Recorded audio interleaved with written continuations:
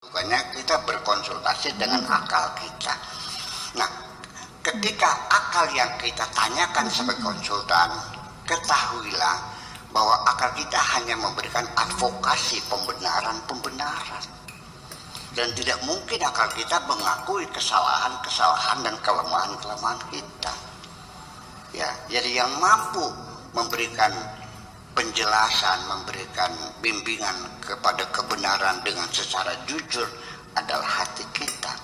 Karena hati kita tidak pernah berbohong. Maka dabal fuadu maro'a, hati kita tidak bohong.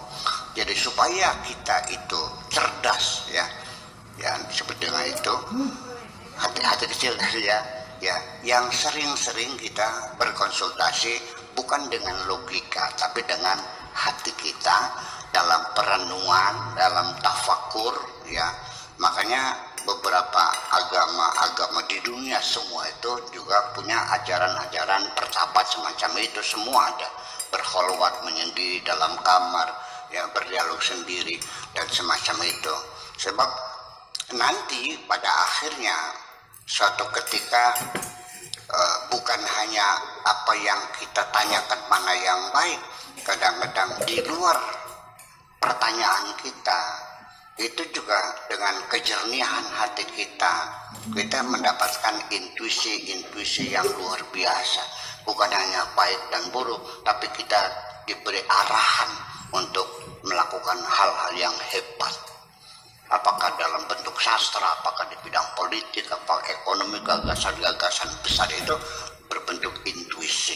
Dan intuisi itu masuknya hanya di alam bawah sadar, bukan di alam sadar, di bawah sadar, tapi juga tidak di bawah unconsciousness, bukan di alam yang tidak sadar, tapi otak bawah sadar.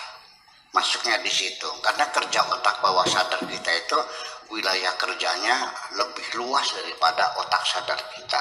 Bahkan sampai dalam detik yang sama kita bisa melakukan banyak pekerjaan dalam detik yang sama karena kita bekerja di bawah sadar itu. Ketika kita menggunakan alam sadar kita, maka yang kita kerjakan ya satu hal saja, yang lainnya kita lupakan, kita abaikan dulu. Tapi dalam alam bawah sadar itulah kita bisa mengerjakan banyak hal. Saya dulu ketika berceramah kemanapun, maupun ke Palembang, ke Jogja, Surabaya, saya nyetir mobil sendiri kok dulu. Baru 3-4 tahun yang terakhir ini ya saya memakai supir. Saya lebih suka berkendara sendiri. Nah, ketika saya sedang mengendarai mobil, dalam saat yang sama mata saya selalu melihat spion kanan kiri, spion di atas, melihat ke depan orang yang nyabrang, ada mobil mengerem, ada mobil mau nyalip. Kita dalam kaki kita juga siap gas, siap rem, siap kopling dan sebagainya, itu bekerja. Tetapi dalam saat yang sama saya juga menikmati rokok gudang garam yang saya hisap itu sambil menikmatinya. 2.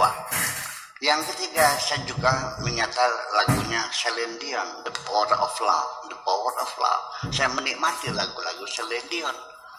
Di saat yang sama juga saya sambil berkendara juga sambil merancang materi apa yang akan saya sampaikan dalam ceramah hari ini.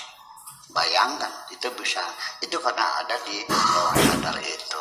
Jadi saya kira untuk supaya kita banyak cerdas, yang meningkatkan kecerdasan kita dari intelligent question kepada emotional question, hanya kepada spiritual question, yaitu yang seringlah kita berdialog dengan diri kita sendiri. Karena kita berdialog dengan diri sendiri, di situ saya menjamin ada kejujuran. Terima kasih.